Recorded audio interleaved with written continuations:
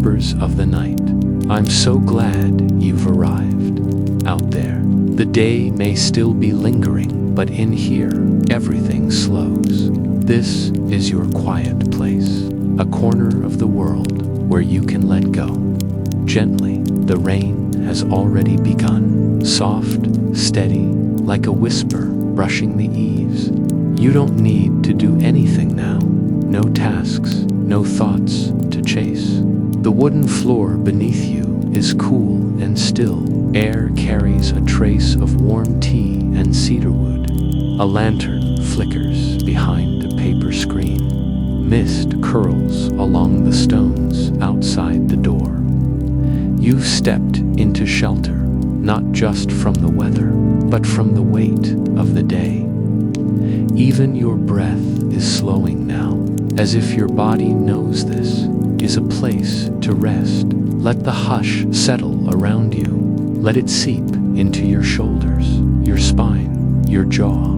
This moment is just for you, and in it there is only stillness and the sound of rain. You're home now in the quiet of evening, and the story is waiting just ahead.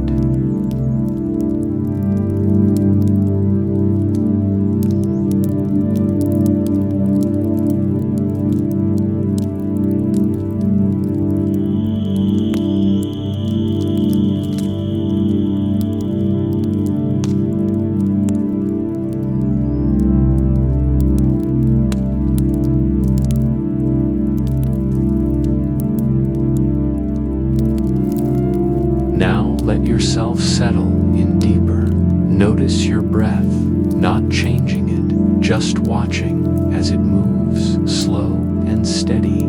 Each inhale, like drawing in warm mist. Each exhale, like the rain trailing down a quiet window pane. This is your time. There is nowhere else to be. No one asking anything of you now. Let your muscles soften, your fingers unclench. Let the stillness reach the space behind your eyes. You are safe, held by this moment, by the hush of rain, the scent of steeped leaves, the flicker of a quiet flame. The air here carries calm like a current, gently pulling your thoughts out to sea. If anything arises, just notice it and let it pass. Like clouds over a mountain, this is how the garden rests, how the tea house breathes, and you're part of it now. A still leaf floating in the rhythm of rain.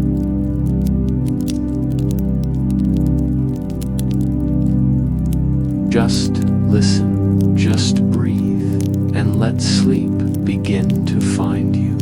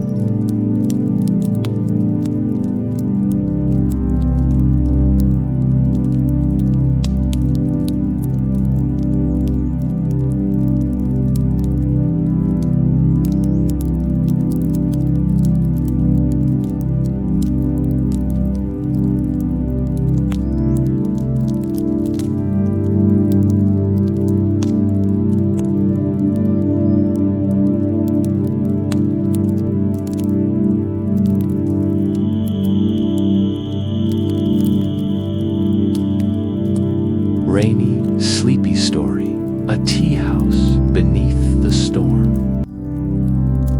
The lantern over the door,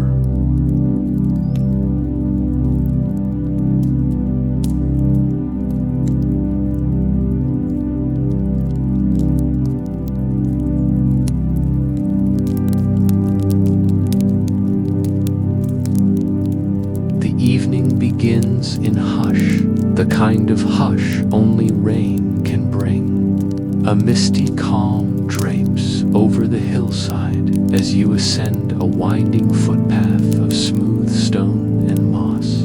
With every step, your thoughts quiet, a little more soothed by the rhythm of soft rain on leaves and the distant whisper of water making its way downhill. The world narrows gently into stillness, into presence. There, just ahead, the glow of a single lantern appears through the drifting mist. It sways from a crooked iron hook by a low wooden gate, its paper sides fluttering gently in the wind. The light is golden but tired, as though it too has grown drowsy with the evening. The lantern has no inscription, no sign, but its warmth calls to you all the same, a beckoning hush in a world grown too fast. Beyond the gate stands a tea house built low into the slope of the hill. It is small, ancient, and quiet, its roof curved like a bow held in stillness, its eaves dripping slowly with rain. Its windows are covered in rice paper, glowing faintly from within, like memory behind a veil. You feel as though you are not the first to find this place, nor the last, only the next in a long, quiet line as you step through the door. The scent of the storm fades, and another takes its place. Warm cedar, rain-soaked tatami, and the delicate whisper of steeping jasmine. You are greeted by silence, not empty, but full. The kind of silence that holds space, the kind that listens. Inside the tea house breathes slowly. A small fire crackles in a sunken hearth, casting long shadows that flicker gently across the wooden beams. The walls are bare, except for a single scroll hanging near the entrance, its black ink brushstrokes curved and fluid, like water caught mid-flow. You cannot read it, but something in its shape feels familiar. You remove your shoes and step onto the woven floor mats. The texture under your feet is grounding, anchoring. Nearby, a low table waits. Its surface is worn smooth by time and use. And above it, a lantern hangs like a moon suspended in wood.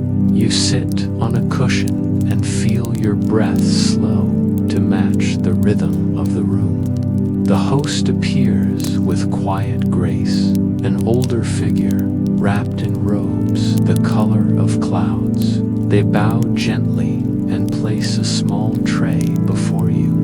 Upon it, a cup of tea, pale and steaming, its aroma rising in delicate spirals that curl and vanish like dreams just before waking. You lift the cup with both hands. It is warm, the porcelain smooth and cool where steam has not yet reached. The tea is light on your tongue, floral, faintly earthy, like the memory of a hillside garden touched by morning rain. You do not rush, there is no reason to. Around you, the storm deepens outside the walls, but the tea house absorbs its sound, softening it into a lullaby.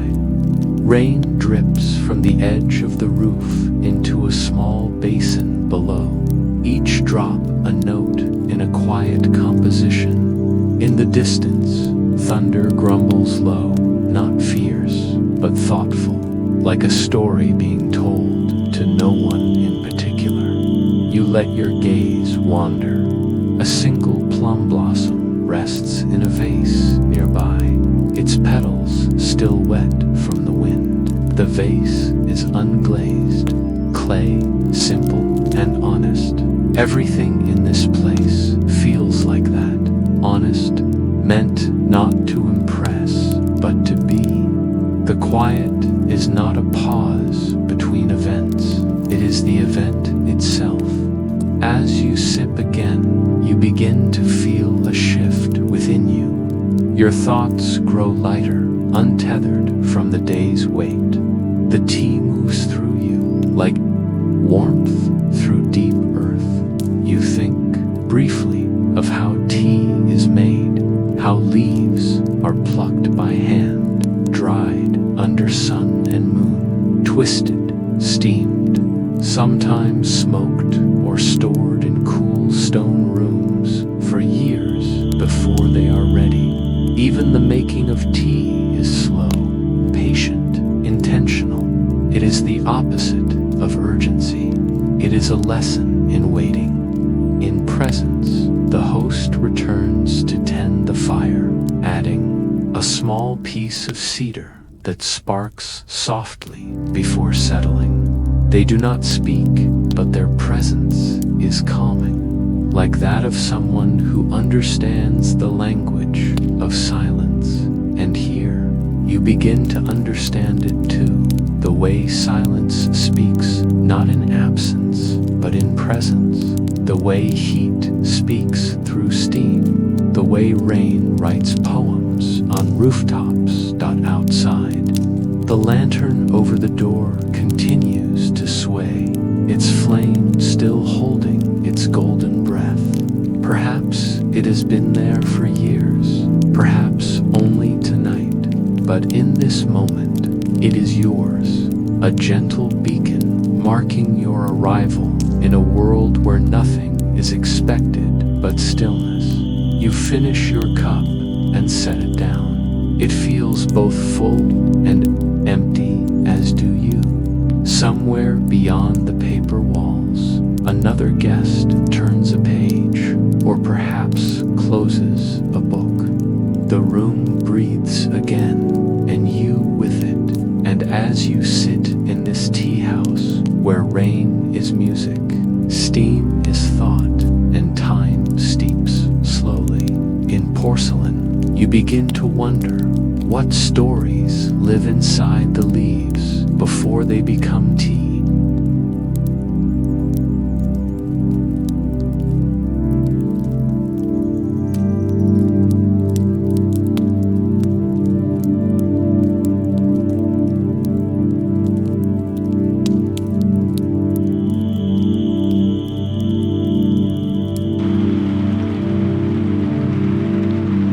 Steeping stories in porcelain cups.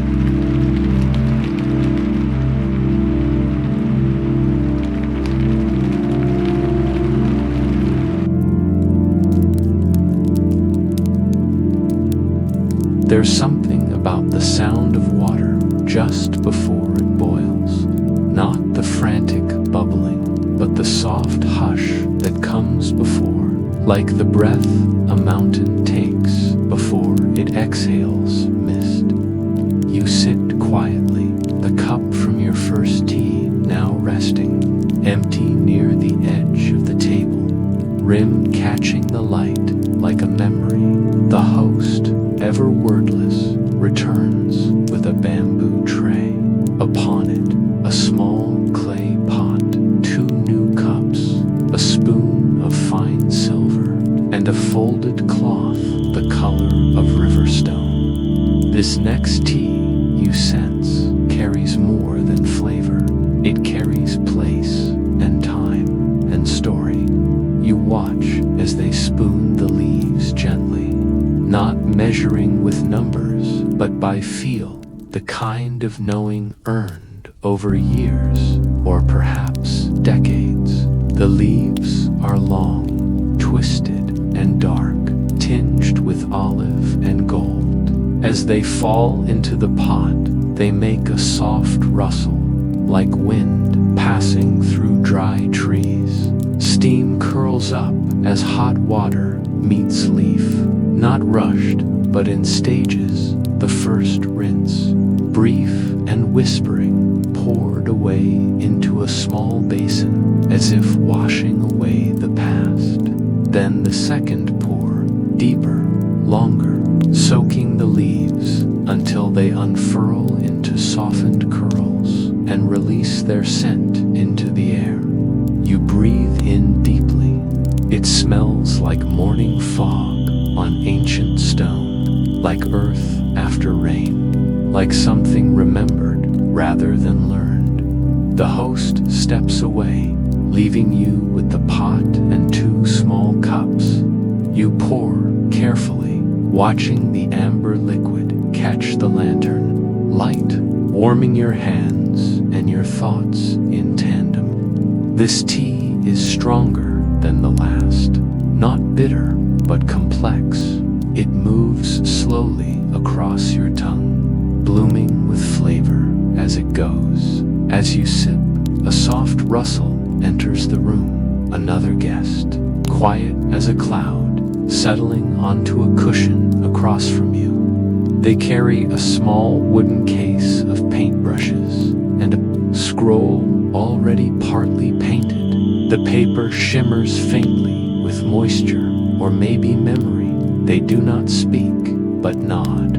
You nod in return, both of you warmed by the same drink, the same hush. The artist dips a brush into a shallow dish and begins again. Their strokes are slow, deliberate, like the path of water weaving through rock. As the painting grows, you realize they are capturing the storm outside, but not just how it looks, how it feels.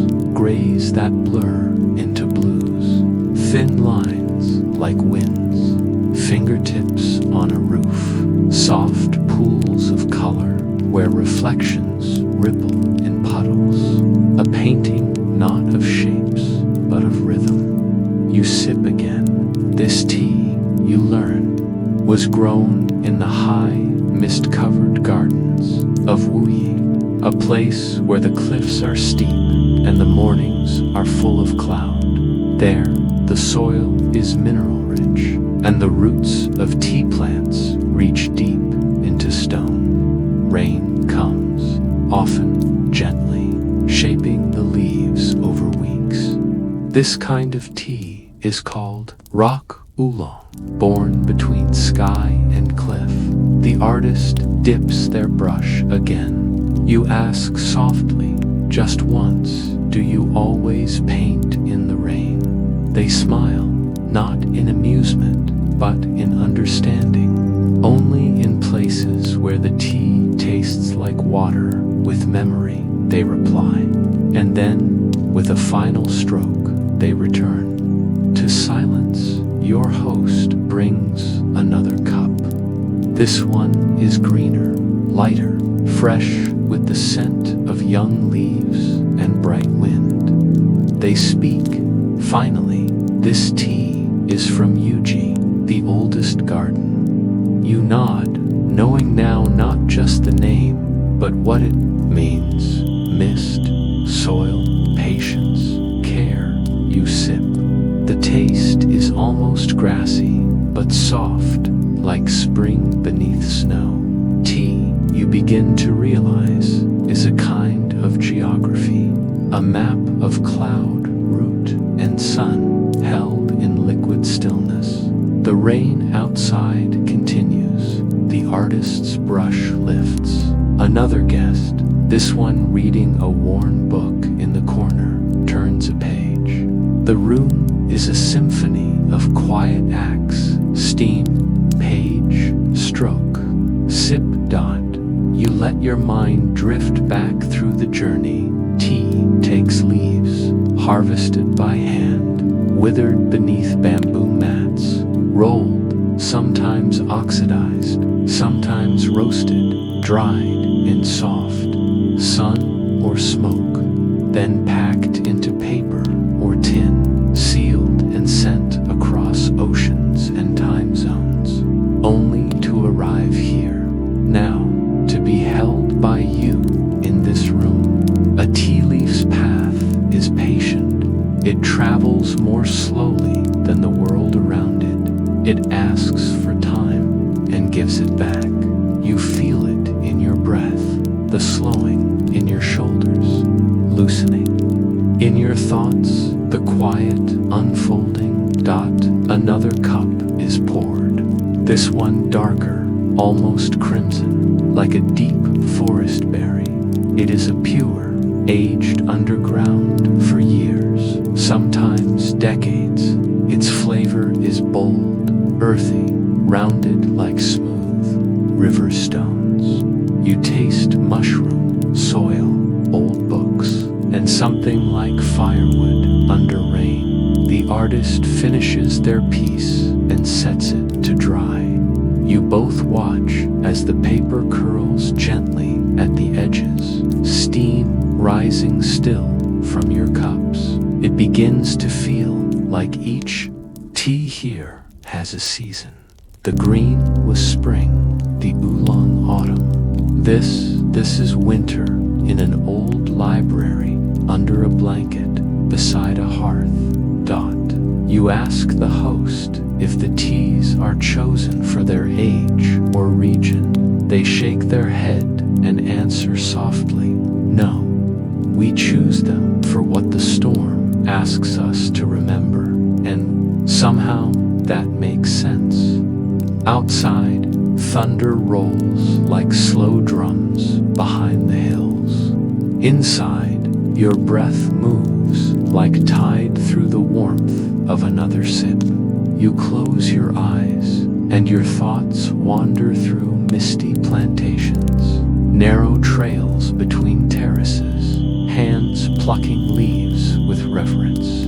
You imagine the monsoon rains falling over Assam, the slow fires of Yunnan stone kilns, the cracked bowls of Korean potters, all of it somehow here in this moment in your hands. You open your eyes, the artist is gone. Only the painting remains, a wash of sky and shadow, still damp. The host pours one final cup, the lightest of all, nearly clear, soft as breath. You sip, and it tastes like silence, like snow you can drink, like memory. With the edges softened, the storm outside fades into drizzle. Steam continues to rise. You exhale deeply and feel the hush return. And as your hands wrap around the last porcelain cup, you wonder, what else can the rain carry if we learn how to listen?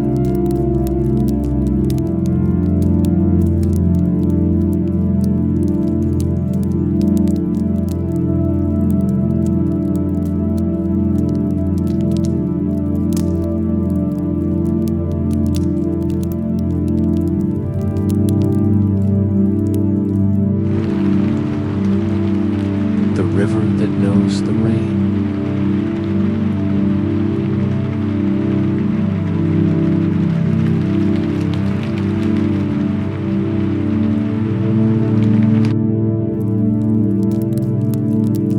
There is a river that hums just beyond the Teahouse walls. You cannot see it from where you sit, but you can hear it, low and deliberate, like a breath taken through deep roots. It doesn't rush, it doesn't clamor, it murmurs. You step outside. Beneath the softened rain, the air thick with mist and cedar. A narrow trail guides you behind the tea house, following the hush of moving water. Rain trickles from leaf to leaf, like a secret being passed through the forest. And then the river appears, wide, shallow, slow. Its surface is speckled with ripples, but no splash. Stones round its edges, like gentle thoughts, worn smooth by centuries. Of touch, a heron lifts its head from the reeds and watches you with one eye, unuttered. The river accepts your gaze, your presence. It has seen many like you, wondering. They say this river remembers every drop of rain that ever found its way to its banks. that water holds memory, not in stories told out loud, but in minerals, temperatures, and pathways, in how it moves, in where it rests. A quiet voice inside you wonders, can rivers dream? You sit on a large stone that tilts slightly toward the water. Lichen decorates its top in soft grays and greens. The air here smells different than the tea house, more alive, more moss than smoke, more sky than cedar.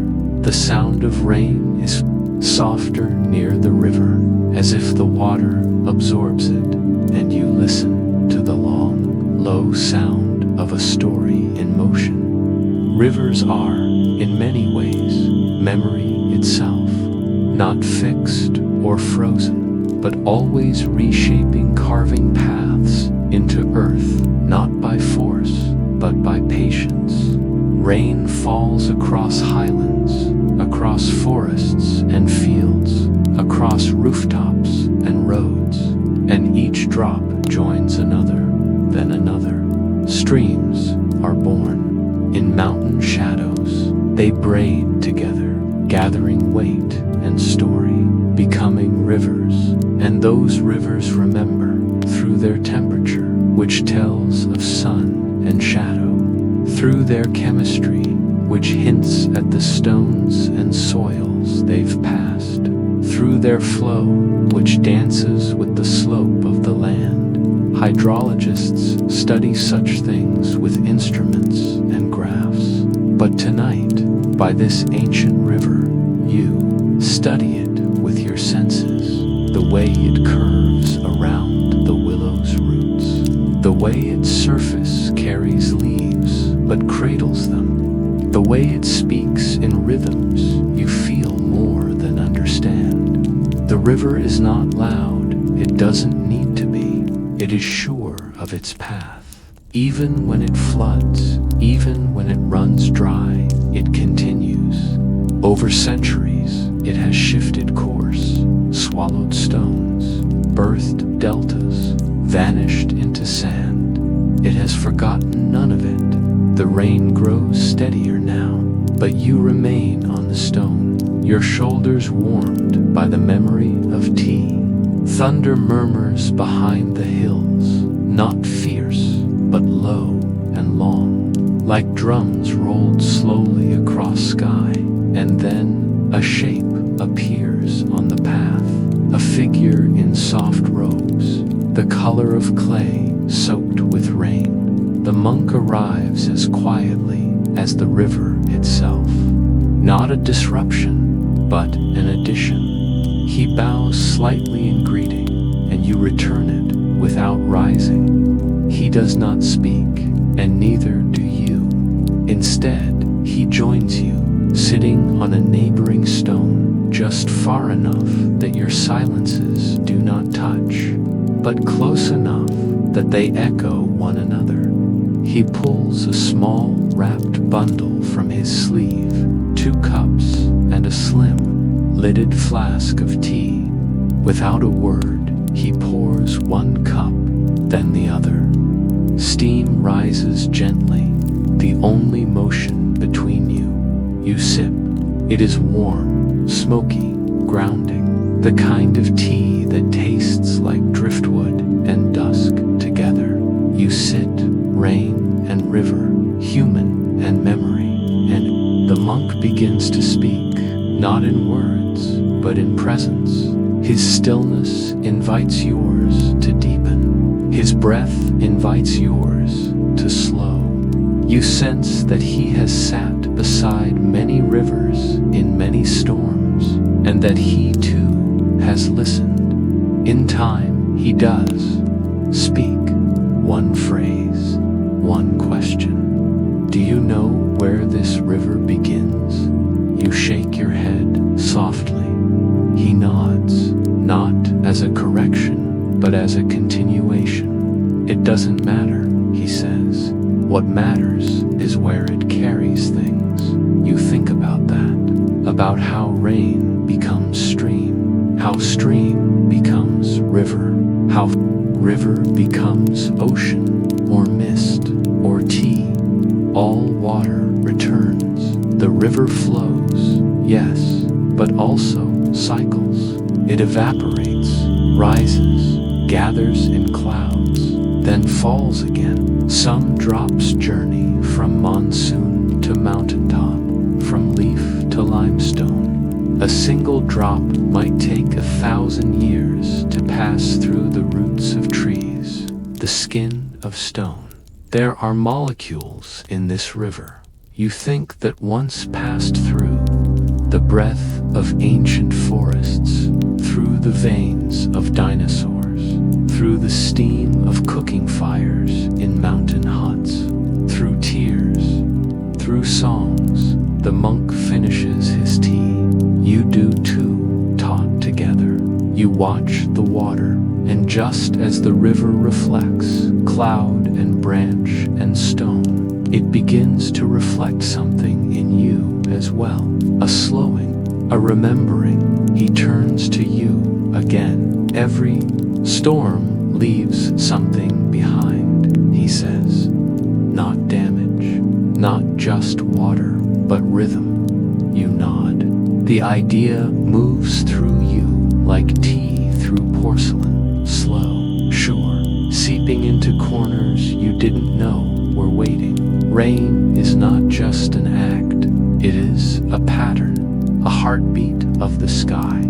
The river, then, is its echo, and you, sitting here, become part of it, not apart from the cycle, but inside it. You notice now how the droplets gather on the edge of your sleeve, how they fall, one by one, into the river, carried away without splash or fuss, accepted. The monk rises slowly, with a bow. He leaves the empty cup with you, a quiet offering, and walks back along the path. His footsteps make no sound. The rain eases, the clouds thin, just slightly, revealing a faint light above the trees. The river flows on, unchanged, and yet changed, for having been seen, for having been sat beside. You rise to, returning, to the trail, the warm tea house, waiting beyond the mist. And as the river slips behind you, its voice lingering in your thoughts like a line of soft poetry, you begin to wonder, how does the sky decide when to speak in thunder and when in rain?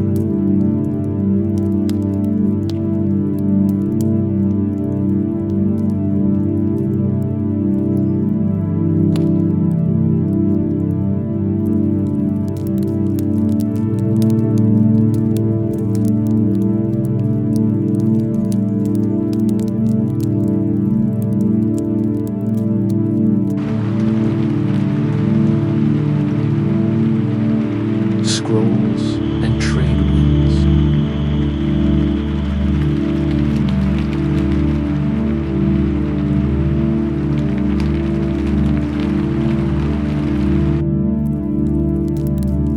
The back door of the tea house creaks open softly.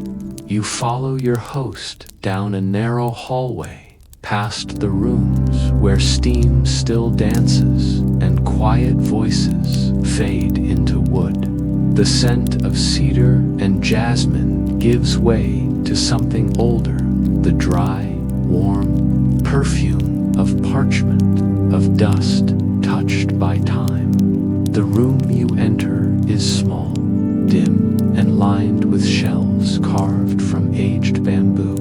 On each shelf rest bundles wrapped in silk and twine, delicate scrolls, and small tins the color of storm clouds. It feels more like a memory than a room, a whisper made of paper and ink. Your host does not speak. They simply gesture to a cushion and kneel beside a low table already set with tea. But this time, the cups are different, thinner, longer, shaped like petals curled inward. You sit, and your fingers brush the edge of the scroll nearest you. The silk is smooth, but underneath you sense the brittleness of time. A small tag hangs from the knot of string-faded calligraphy, inked in a language older than your tongue. You do not read it with your eyes. You read it with breath, with the quiet that falls between moments. Your host unties the scroll and unfolds it carefully. The brushstrokes glide across the paper like wind, across sand dunes, arched and fluid. The kind of movement that comes from muscle memory, not thought. You lean closer. The ink smells faintly of pine, soot, and fire. Along the side of the scroll, a trail of symbols weaves through a landscape. Not a map, exactly, but a memory of one. Mountains shaped like waves, tents pitched in desert twilight, camels strung like beads across a ridge. Your host pours the tea, a dark infusion with a rich, earthy scent. You sip, it tastes of smoke and cinnamon, of leather and sun-baked stone. The Silk Road, your host says at last. Their voice is quiet, as though shaped by paper, and the teas that traveled it. You imagine it then, the ancient trade route stitched across the land like thread through fabric, silk and spice, salt and song, and among them tea loose, leaves packed into bricks, bound by rope or clay, some roasted, some raw, some traded for ink, some for horses, some for secrets. Caravans wound through valleys and plains, through monsoon and mountain pass. Tea was not just drink, it was currency, ritual, offering, and story. It moved not just across land, but through hands and time. You take another sip, deeper now, a tea that tastes like wind. You ask softly, why scrolls? Your host smiles, because leaves forget faster than ink. They lift another scroll, this one slimmer, bound in red thread. As it opens, you see not maps or symbols, but drawings, watermarked images of plants, rivers, stars, margins filled with notes from travelers, observations, recipes, names. You trace one with your fingertip. Tiguanyan, a tea named after the iron goddess of mercy. Another, Lu Yu, a name once whispered in reverence. The sage of tea, his writings, long ago shaped the rituals you now sip without knowing. Even now, Lu Yu's words are carried by steam and silence. You close your eyes. In your mind, you walk beside a caravan winding through dusk. Dust swirls in the wake of the last mule's hoofprint. A trader adjusts a bundle of scrolls, each one hand-copied, wrapped in oiled cloth to guard against rain. He carries no weapon, just paper, brush, and leaves. A scholar in a silk tent writes by candlelight, recording the bitter wind's shape against canvas. His tea steeps nearby, sharp, smoky, grounding. Somewhere in a mountain pass, a pot simmers over coals while snowflakes rests on the brim. Tea melts them slowly. Time slips in. You return to the room. The scrolls wait, still, breathing faintly in their folds. Outside, you hear the wind press against the paper walls. It sounds like distant footsteps. Another tea is poured, this one paler, golden like sunrise behind a veil. It smells of apricot and hay. Your host explains. This blend traveled by sea, not camel trail. Once the overland roads faded, they say, tea took to the waves. You sip and imagine ships' hulls, heavy with porcelain and dreams. Sails wide to catch the monsoon's breath. The Teahouse road became the sea route to the west, and still tea moved, like weather, like breath. Portuguese traders brought it home in silence. Dutch ships hid it below silk. The British measured it in crates and coin, and every time tea became something new, wrapped in new names, brewed with different waters, rewritten but always steeped, always shared. You feel it in your chest now, the weight of continuity, how tea binds the world in quiet rituals. One leaf at a time, your host sets down another scroll, this one written in Persian. The script arcs like starlight across parchment, describing gardens of Shiraz, the scent of saffron, the way steam curled from a bowl at dusk. Trade, you realize, is not just economy, it's a way the world listens to itself. Winds carry more than ships. They carry stories. You think of the word monsoon, from the Arabic masim, meaning season. It comes not just as rain, but as rhythm, a cycle of air and ocean that turns commerce into climate, and climate into culture. For centuries, traders waited on winds. They knew the sky as well as the road. Your host lights a small incense stick. The scent rises dry and sweet, and you watch its trail move toward a paper scroll, like a thought drawn toward memory. You imagine scrolls drifting on camelback beneath a moonlit sky.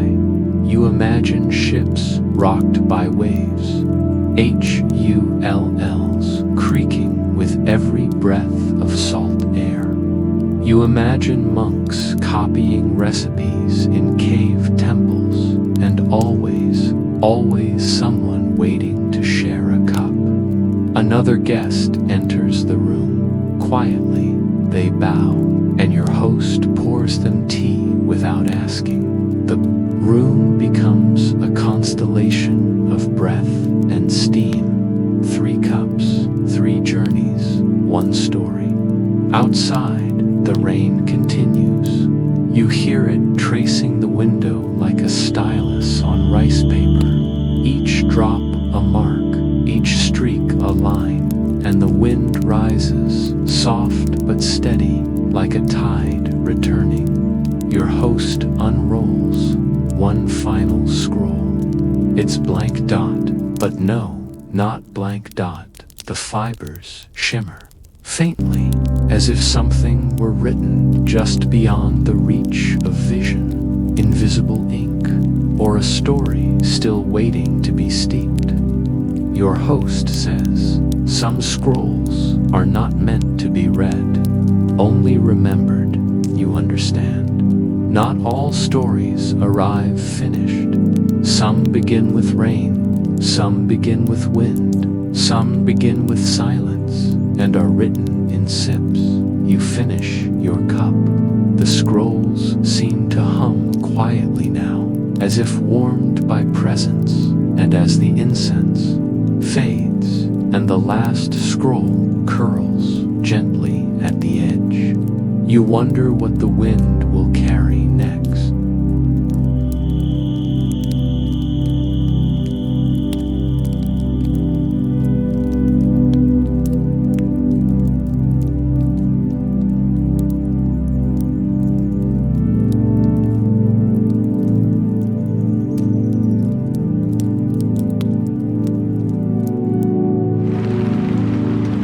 garden that drinks the sky.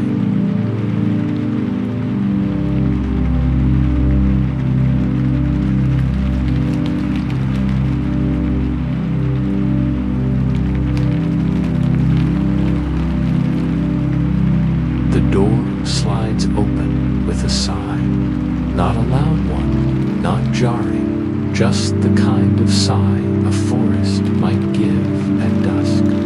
A gentle wooden whisper as it shifts aside to let the stormlight in. You step across the threshold barefoot, and the floor beneath your soles is cool, polished stone. You pause at the edge, where the indoor world ends and the garden begins, a soft boundary, like waking meets sleep, beyond the beam of the doorway.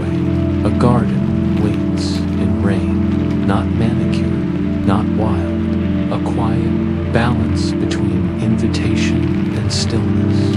Bamboo arcs over smooth stones, flat tiles glisten like mirrors, holding small pools of sky. A winding path disappears behind misted shrubs, but it is the sound that holds you still. Rain tapping on leaves, slipping into water basins, brushing against wind chimes without quite moving them. Each drop falls with intention, not all at once, but slowly, like the sky is thinking. You breathe in the scent of petrichor, that earthy perfume that rises when dry soil welcomes rain. It smells ancient, algae and stone, cedar and clay. Your host gestures without speaking, and you follow. The path is laid with wide, flat stones, worn smooth by seasons.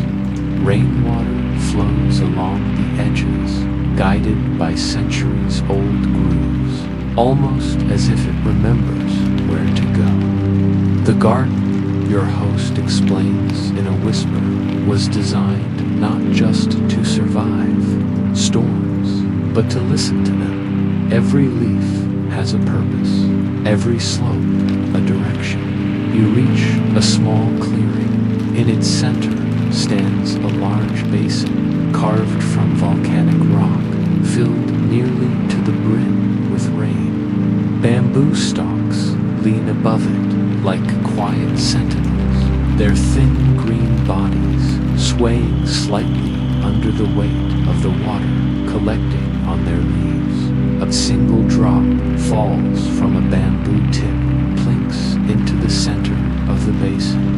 Ripples bloom, outward, soft and wide. Why does it sound different here? You ask softly.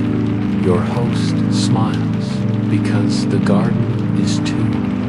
You learn that the garden isn't just shaped, it's calibrated. The arrangement of stones, water, foliage, even the height of the lanterns, all serve to shape sound. Low tones gather in corners where moss grows thick. High tones bounce off porcelain wind, bells and whisper through paper lanterns, and rain finds every hollow, every basin, every leaf that can hold it, transforming into a slow, musical memory. You walk slowly along the path as your host speaks of biophony, the natural soundscape made by non-human voices, birds, insects, wind, rain.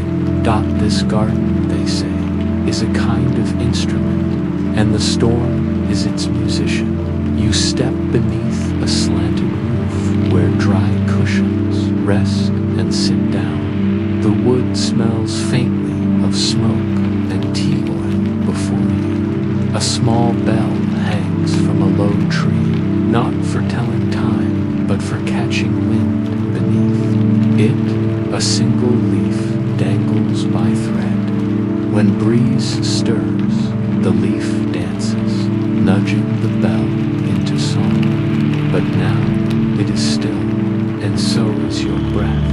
You listen. Rain falls more heavily now, not in fury, but in fullness, as if the sky is settling. In you reach toward a teacup set on a wooden tray. It is warm in your hand, steeped with something floral, osmanthus, perhaps, and the scent mingles with the petrichor in your lungs. You sip, and something slows. Your host kneels beside a square of soil ringed in stone. A miniature mountain rises at its center, flanked by two small trees, bonsai shaped by decades of intention. Their tiny branches hold beads of rain like stilled breath. This is how we study rain, they say, not in barrels or gauges, but in how it changes the shapes of things. They explain that rain isn't simply water falling. It's a cycle of return, born from ocean and plant, lifted by warmth, carried by currents, condensed by cool. Each drop is a negotiation, sky giving back what it once borrowed. In that moment, the garden becomes more than a place. It becomes process. You feel it in the weight of each droplet, the way they hold light. You hear it in the hush, how rain and leaf and stone speak to each other without raising their voices. The garden drinks the sky slowly, not just to grow, but to remember. You sip again, steam rises, rain falls, and then the bell rings, not loudly, a soft tone, round, resonant, clear. It echoes beneath the branches of a Bodhi tree just beyond the path. You rise, drawn by it, your steps slow and careful. The tree stands near the far edge of the garden, its heart-shaped leaves trembling with each drop of rain. It's said that the Buddha sat beneath such a tree in silence, not to find answers, but to learn how to listen, talk, hear. It feels the same. You sit on the stone bench beneath its branches. Above you, rain catches on each leaf, then falls, not all at once, but gradually, one drop at a time. The rhythm is slower now, almost like a heartbeat. Your own breath begins to match it. You notice how water gathers in the soil, not flooding, but soaking in. How moss thickens where rain pools longest. How the bamboo leaves curve, gently guiding droplets toward their stems. This is design born from patience, biomimicry. Your host calls it gardens that follow nature's blueprints, designing for harmony, not control. Drainage that mimics river deltas, tiles that collect condensation, walls that breathe, and always the rain not resisting, but welcome. You sip once more, your cup nearly empty. The sky begins to lighten at the edges. Though the rain does not stop, light filters through the mist, catching in droplets like tiny suns. You remember that water holds more than memory. It holds time, trapped in the layers of polar ice, locked in ancient aquifers, floating in the outer reaches of comets. Water is the traveler who always returns.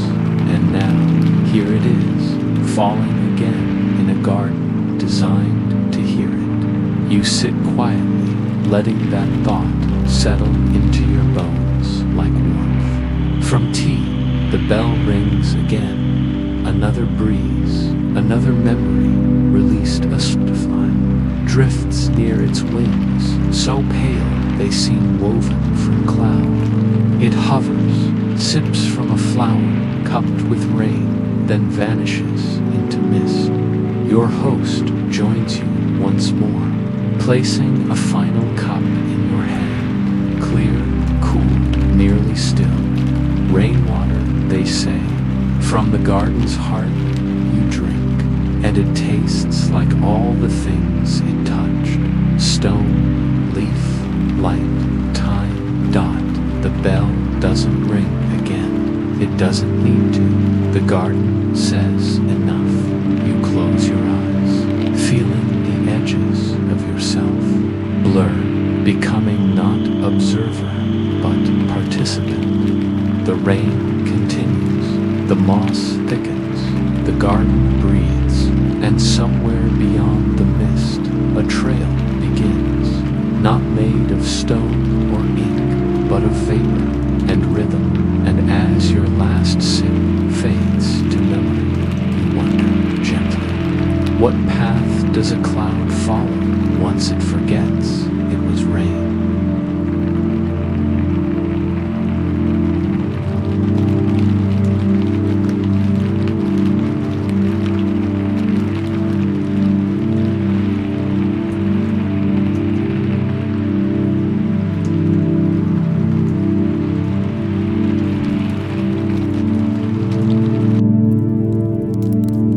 The last cup at dawn.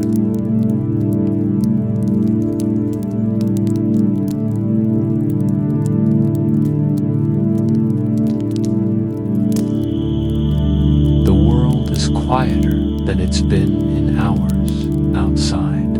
Rain has softened into mist, and the garden no longer sings but hums, a low, contented rhythm like breath beneath sleep.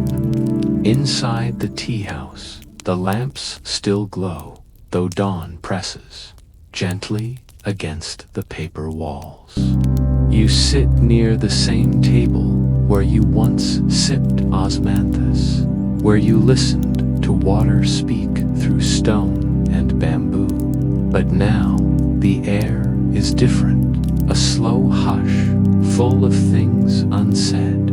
Your cup is empty, but something is beginning again. Your host steps silently into the room, no more than a shadow at first, outlined in the silver edge of morning. Their sleeves are rolled, their hands bare.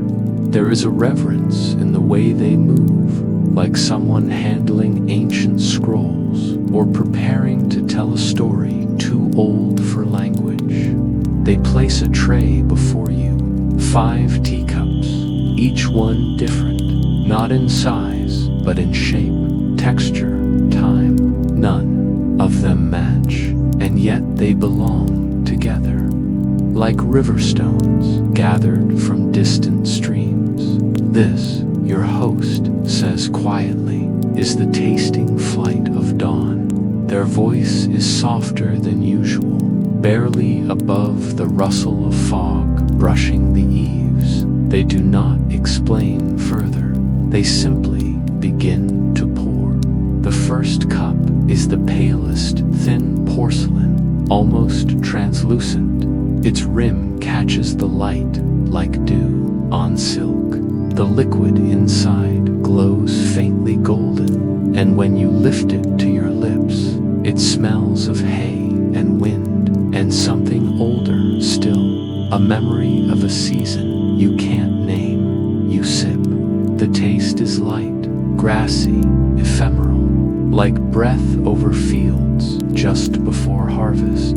This is from the Tang dynasty, your host says, a style called jianzan. Poets would drink this before writing to clear the mind. They speak as though describing a cloud's shape or a bird's shadow.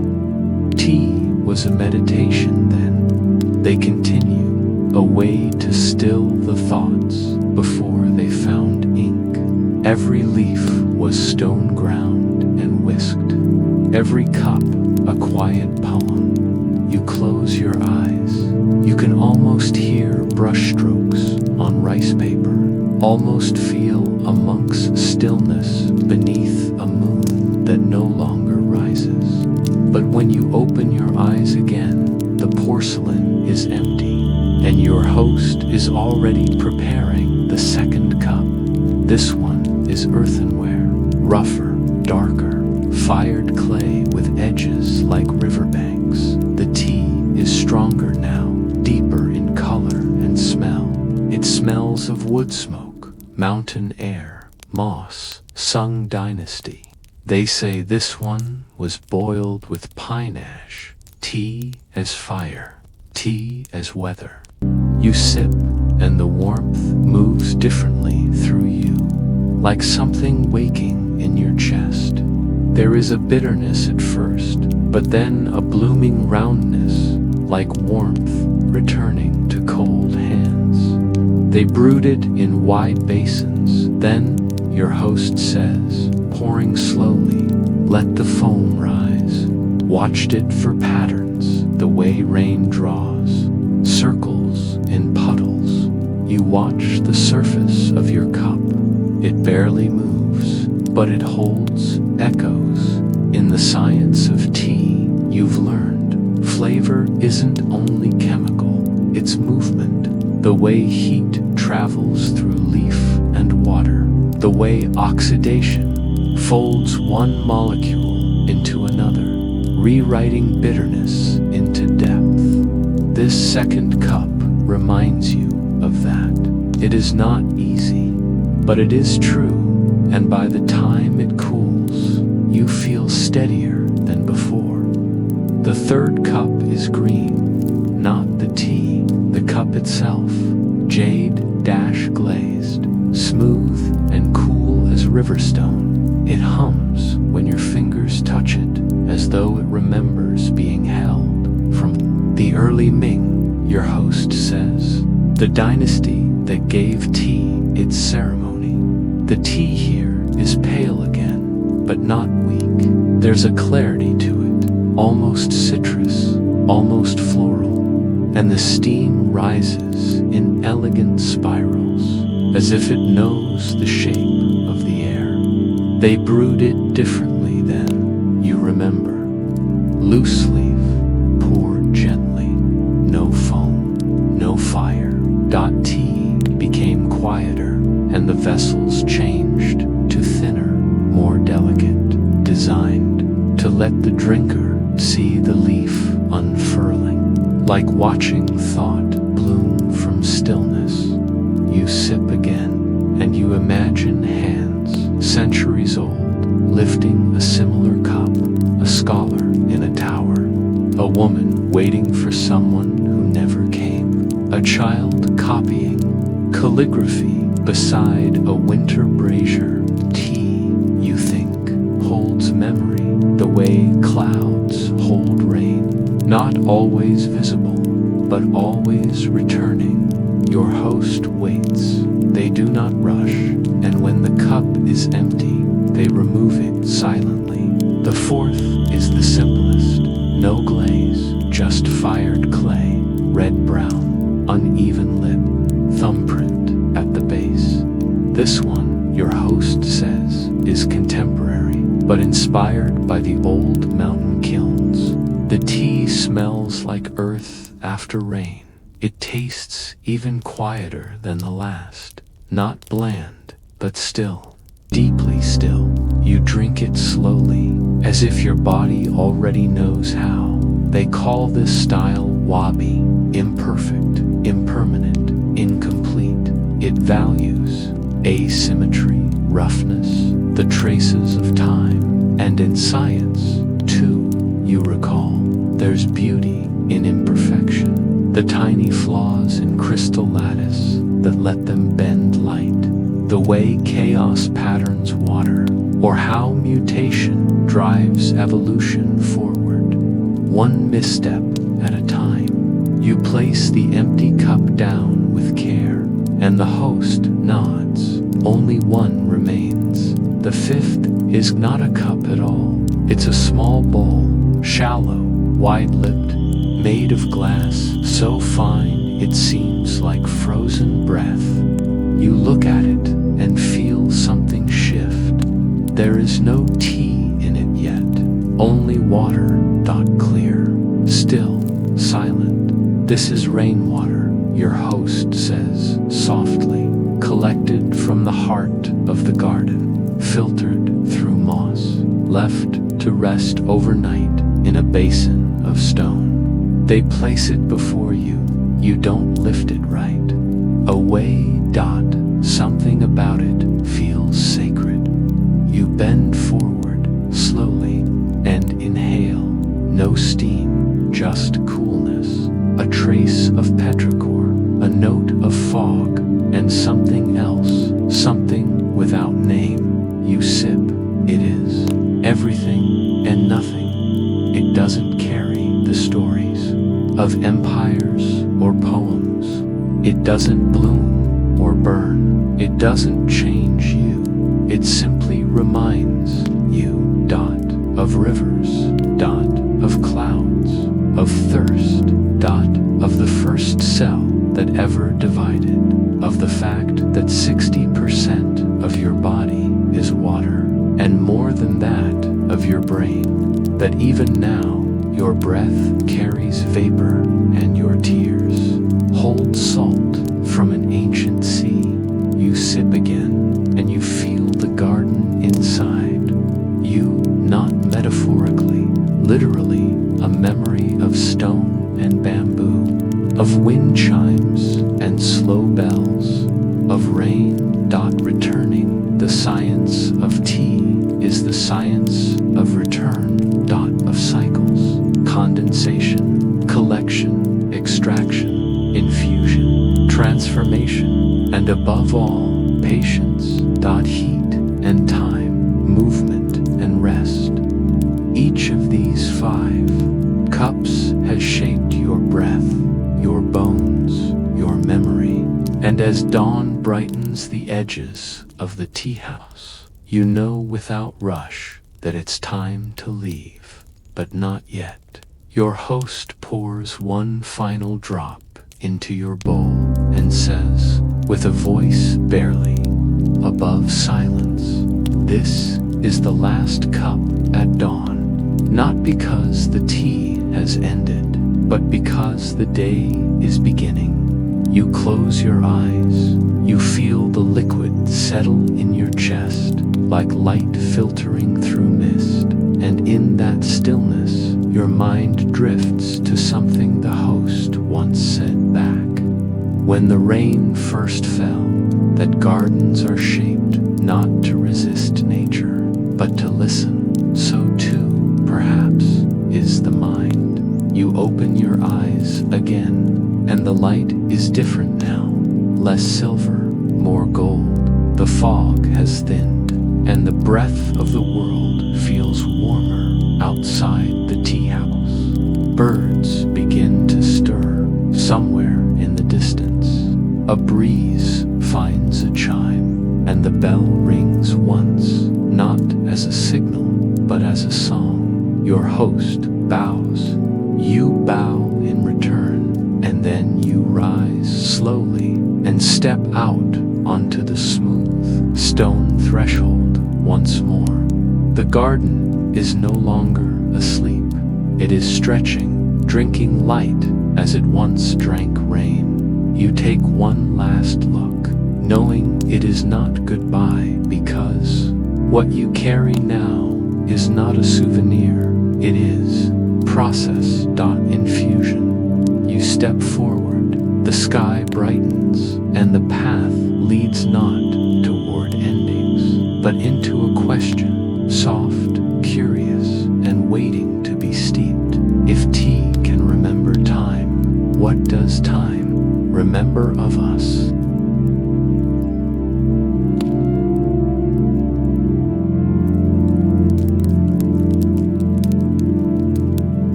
silent. You're already sleeping.